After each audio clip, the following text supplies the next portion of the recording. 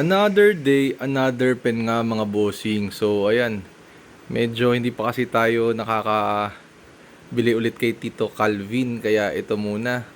Tito Calvin, ito lang yung nasa budget ko eh. Ayan o. Sir Wilbert. Sir Wilbert, check mo na lang dito sa link.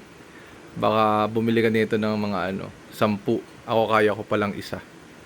So, tignan natin paano magsulat. Ito siya, Sir Wilbert. So, hindi ko maabot ng mabilis yung yung button para makapagsulat siya. Saint Peter. Oh. Ano na, Sir Wilbert? Ganda niya, no? Alam na, bag. Maganda to pag may mga deal ka sa media buying or kung san man. Ganda pang pirma niyan, boss. Kung hindi lang nag-electronic yung sa insurance. Ganda nito. Let's go.